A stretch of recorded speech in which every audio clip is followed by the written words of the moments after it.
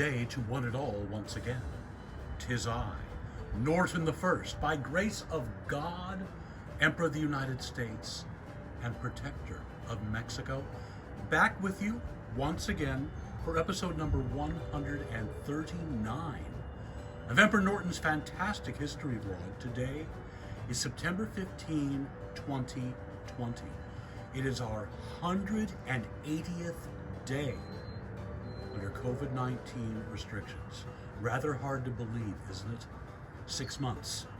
We thought this would all be over in about a month. Well, no, it isn't.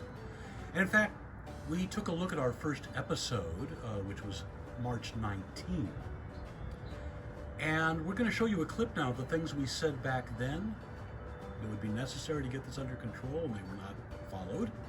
And here we are 6 months later, really in not much better condition than we were then. Well, actually far worse. Let's take a look at the numbers first of all. Well, we'll get to the numbers after the clip. Now let's look at the clip. Oh, this way. Yes, look at the clip. Here we go. We do not truly know the scope of this pandemic at the moment because of inadequate testing. And so we are calling upon you, our loyal subjects, to follow the advice of the experts. Do not listen to politicians for news about this. Do not listen to your neighbors. Rumors are spreading. The only people you should be listening to at the moment are the experts, the doctors. They know what they're talking about. They do not have an agenda. Oh, if only people had listened. Well, let's talk about some of the numbers. When we first started doing this vlog, there were 1,629 cases of COVID-19 infection, or cases rather, in the United States, and 41 deaths. Today, we stand at 6,755,222 cases, and deaths total 199,245. We will in all likelihood cross over to 200,000 deaths later on today. Oh, if only we had listened. But we didn't. Those at the top didn't. They chose to downplay this pandemic, causing great death and grief. It is a terrible, terrible thing. And we still haven't learned, unfortunately. It's going to get worse, we think, before it's going to get better. We may be under these restrictions for a whole lot longer. We hope not, but those are the cards we have been dealt by incompetence. Well, let's move on now to our national days. The 12th, because we're covering, this is catch-up day, don't forget. So we're covering the 12th, 13th, 14th, and 15th. There will be a minimum of graphics today because it just takes way too long. This is going to be a long vlog today, I think. So starting with the 12th, National Chocolate Milkshake Day. Add some malt to mine, please. The 13th was National Peanut Day and Fortune Cookie Day. The fortune cookie was invented here in San Francisco. You Angelinos will probably argue with me about that, but it's pretty well established that it was created here. The 14th, Eat a Hoagie Day. Sounds good to me, or a submarine, or a torpedo. What do you call it? A grinder, perhaps? Yes. And the Gefilte Fish Day, a Jewish delicacy, which we'll come back to later on in the vlog. And today is National Make a Hat Day. We made this. Well, we didn't make the hat itself. The feathers and all that, aren't they lovely? Yes, this is our second hat. Florida Man. Always crazy, always fun. We'll start with the 12th. Florida man shoots cousin to test bulletproof vest. He died. And the 15th, Florida man suspected of smelling women's feet at library leads police on scooter chase. Always fun, isn't it? Well, moving on to our San Francisco history, we actually have two. And as always, well, not always, but as per normal, whatever that is these days, we are reading from John Ralston's wonderful book, This Date in San Francisco. We begin with September 13, 1859, the Broderick Terry Duel. United States Senator David Broderick and California Supreme Court Justice David Terry represented respectively the northern anti-slavery wing and the southern pro-slavery wing of the California Democratic Party. With the slavery question being dominant in national politics after the U.S. Supreme Court's bitterly denounced Dred Scott decision, there was a struggle for control of the party by the two wings. Neither Broderick or Terry was a credit to the party. Broderick, an Irish immigrant who had gotten political training in New York, exploited public office for personal gain, taking cuts in the salaries earned by officials whose appointments he sponsored. Terry, a violent-tempered Texan who had stabbed a vigilante official in 1856, was pro-slavery to the point of wanting to resume the African slave trade. The two had clashed over the Kansas-Nebraska Act, which proposed extending slavery into territories prior to the formation of state constitutions. Broderick returned to San Francisco after a bitter congressional session in January 1859. Breakfasting at the International Hotel on the 27th, he read an attack by Terry on anti-slavery Democrats and said, "I have said that I consider Terry the only honest man on the Supreme Bench, but I will now take that all back." Broderick was overheard by a friend of Terry's, but nothing came of it until after the September state election, when Terry was defeated for re-election to the Supreme Court. On September 8, he sent Broderick a letter demanding retraction of the offensive remarks. After an exchange in which Broderick refused to retract, Terry sent Broderick a last letter stating, "This course on your part leaves me no alternative but to demand the satisfaction usual among gentlemen, which I accordingly do. Mr. Benham will make the necessary arrangements." The necessary arrangements were made for 5:30 in the morning of Monday, September 12, when the principals and their seconds appeared along with spectators. They were arrested by the sheriff. The magistrate, however, dismissed the case on the grounds that no blood having actually been shed, no crime had been committed. The law would only apply after someone had been killed, in other words. To avoid a repetition of the farcical situation, Broderick, Terry, and their seconds and another crowd reassembled early on Tuesday, September 13, 1859, in a glen just a few feet south of the San Francisco County line out of the sheriff's jurisdiction. Broderick's party chose the dueling positions, but Terry's got a much greater advantage by choosing the weapons.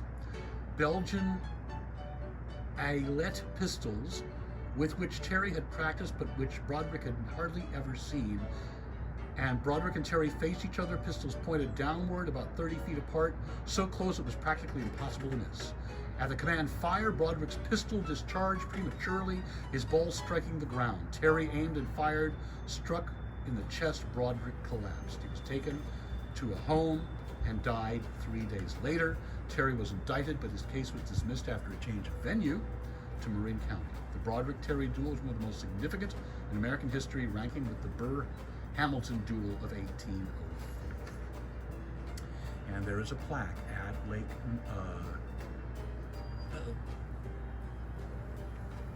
Merced, to commemorate that. Moving on to September 14, 1854, Temple Emmanuel is dedicated. A large proportion of the immigrants who flocked to San Francisco in the gold rush were young Jewish males. Most had come first in the 1840s from Europe, particularly Germany. Others came from France, England, Poland, and a few were Sephardim, originally from Spain.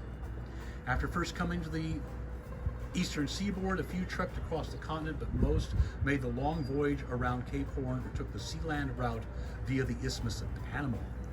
Like many other religious groups, Jews found a city bursting with opportunity, but no house of worship. Nonetheless, in April 1849, something under 100 Jews gathered at the Hotel Albion to observe Passover. In September the same year, one or possibly two groups responding to a newspaper notice met either in a tent at Jackson and Kearny Streets or a rented room on Montgomery Street, or both, to observe the High Holy Days. Observances the next year, 1850, were held in the Masonic Hall on Kearny Street with considerably more attendees, including females. With the Jewish population growing, the obvious next step was to build a synagogue and install a rabbi. A fundraising campaign began in 1851, and prominent Jews convened on April 6th to organize a congregation. The meeting divided immediately, however, on ethnic lines: Polish Jews versus German Jews. And a lot of it had to do with a butcher, which kosher butcher they were going to use, a Polish one or a German one. The rituals were similar, but the dissension could not be overcome, with the result that the two congregations were formed, the predominantly German one, with about 60 members taking the name Emmanuel, God with us. The other, about 40 members, taking the name Shereth Israel, the loyal remnant of Israel. And the Broadway Synagogue the cornerstone was laid on July 23rd, 1854, and just 2 weeks later, on August 6th, there was a ceremony of another ground-laying ceremony for Shereth Israel on Stockton Street nearby. The Broadway Synagogue, designed by English architect William Crane and Irish architect Thomas England, a neo-Gothic structure. They were the designers of Old St. Mary's on California Street. Construction cost $20,000, was dedicated on September 14, 1854. From its founding in 1851, the congregation had increased to 147 families. Both these congregations would later on become Reformed Jewish, and we are coming up on the Rosh Hashanah, the Jewish New Year, head of the year, and that is going to be, I wrote it down, now I can't find it, well, I believe it's the year 5781, if I remember right, so Happy New Year to our Jewish friends. Which one? We used to attend Emmanuel, indeed, when it was on Post Street. No, not Post Street, the street above. Bush Street. Yes, I believe that's right. Hope so. Probably isn't. No, it isn't. It's between Bush and Post. Sutter. Current location of the medical building at 415. Sutter, I think that's the right number. Well, let's move on to our other history, because we're already 10 minutes in. Starting with the 12th, and hopefully we're not getting too much wind noise today. We're getting a little bit of wind, but overall the weather's pretty good. Air quality is awful, though. It's still very, very bad because of the fires raging all around us. Well, let's start off on the 12th, 1755. Giacomo Casanova is sentenced to 5 years imprisonment in Venice without trial for affront to religion and common decency.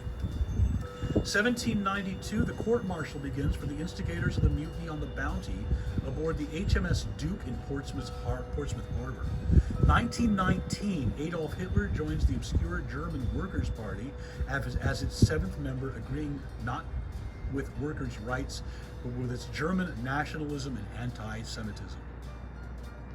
1958, the U.S. Supreme Court orders the all-white Central High School in Little Rock, Arkansas to integrate.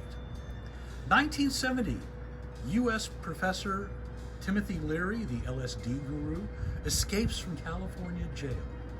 1974, a coup overthrows Ethiopian Emperor Haile Selassie on Ethiopia's National Day.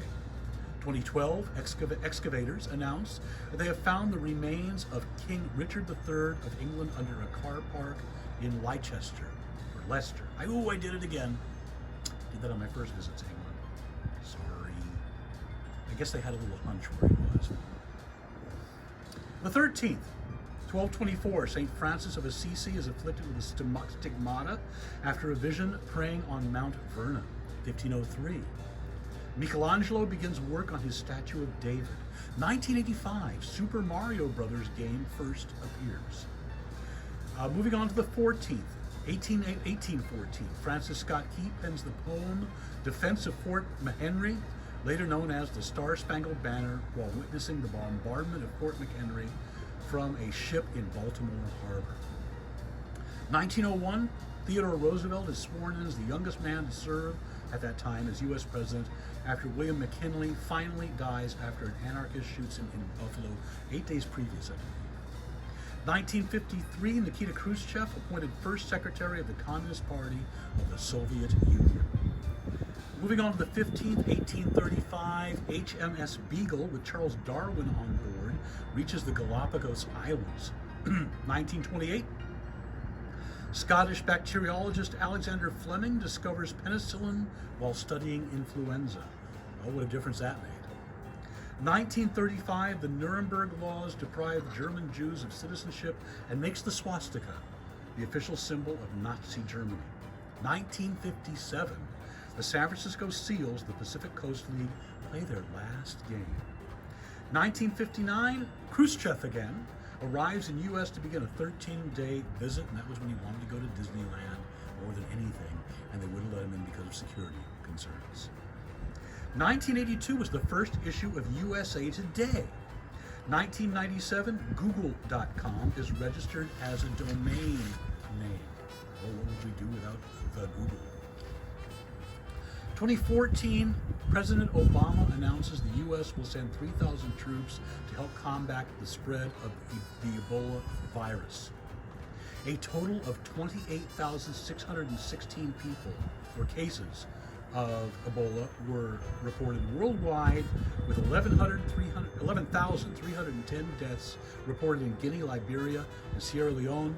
There were additional 36 cases and 15 deaths that occurred when the outbreak spread outside of these three countries, 2 in the U.S. So when you hear people talk about Obama's botched response to Ebola, just remember those numbers and compare them to where we are today with COVID-19.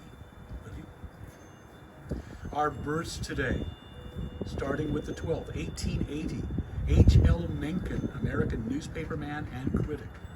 1902, Margaret Hamilton, the Wicked Witch of the West, and your little dog too.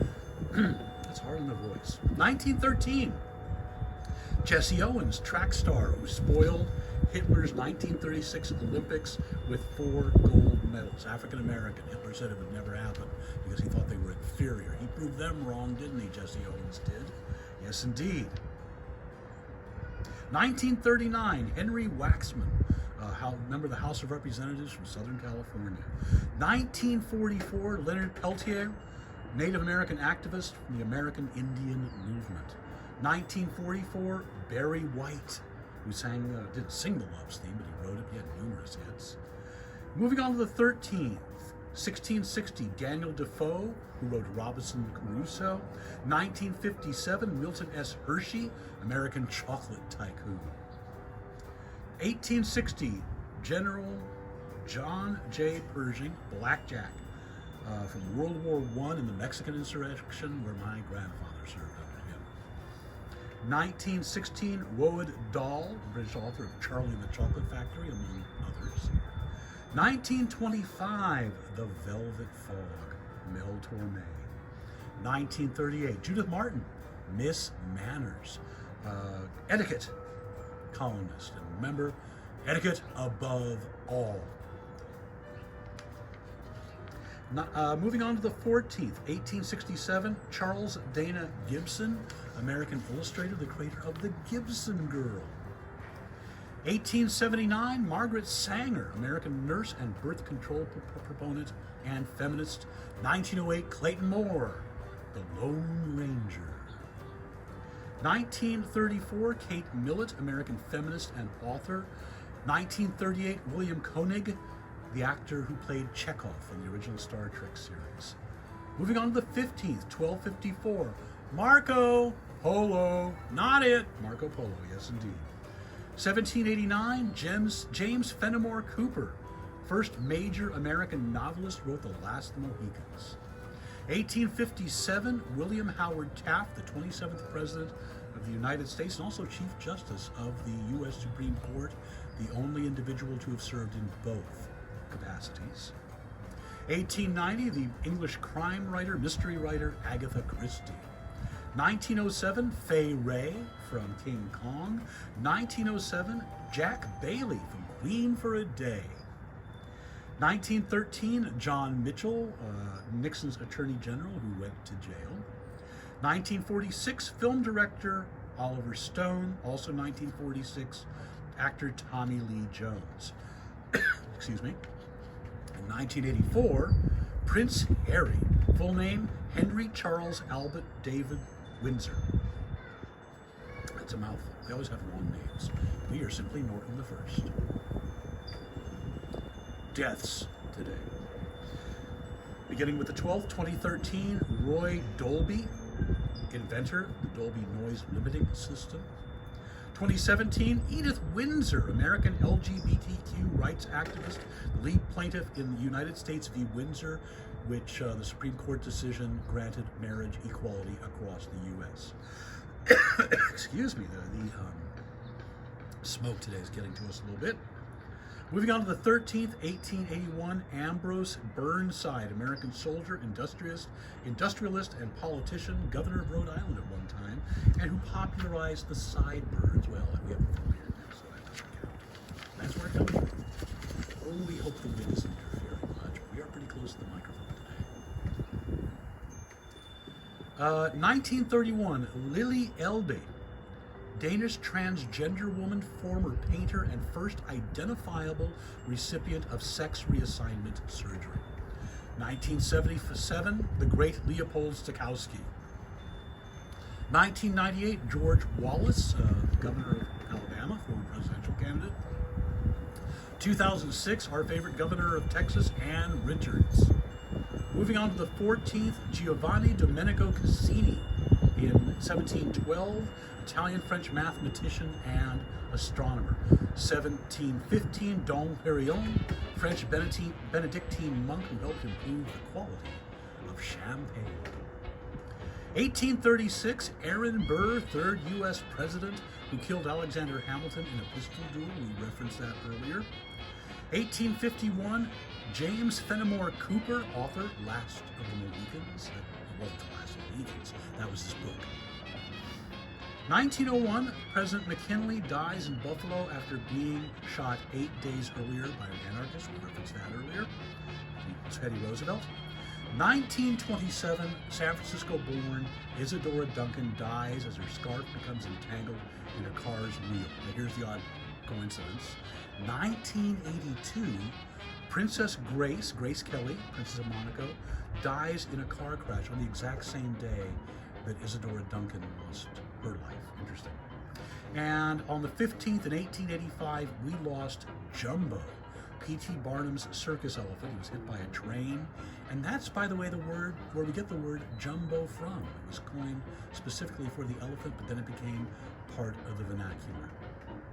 Our quote from the day, seeing we had a couple of Jewish items, and it is coming up on Rosh Hashanah.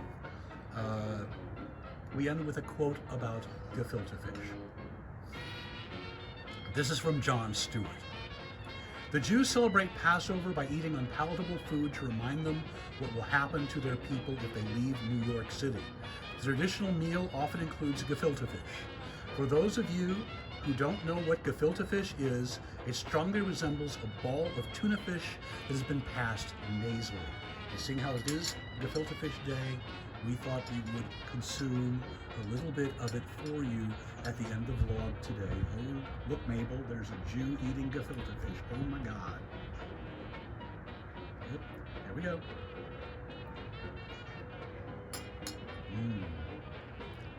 Gotta have the horseradish. Well, that wraps it up for today's edition.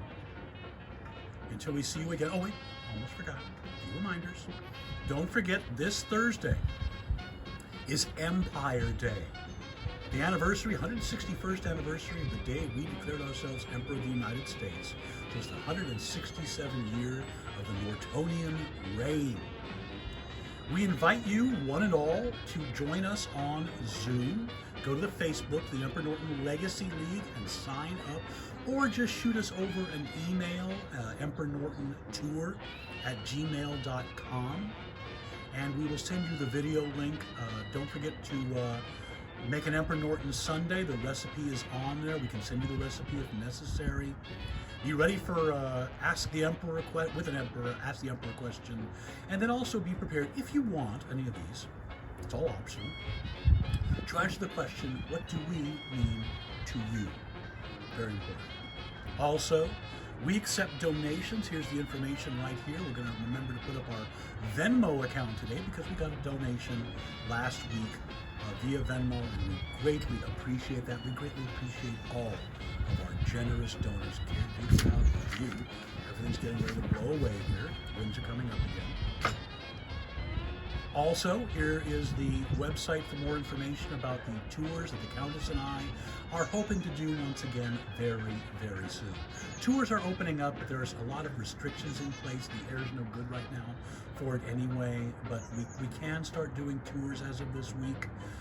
But it has to be limited to 10 people and no more than 2 hours. So we're working on that. We will let you know when we start doing tours again. We won't be doing as many of these vlogs once that happens. So now, until we see you again, stay safe, stay inside, and therefore stay healthy. If you do go outside, wear a mask. Now think about this. We'd probably be back to a relatively normal by now if those pieces of advice had been followed back 6 months ago, and they're still not being followed. So please, follow them. Please end the misery and suffering and death. Please. Enough ranting for today. And most of all, be kind to one another. Don't take unproven cues. Until we see you next.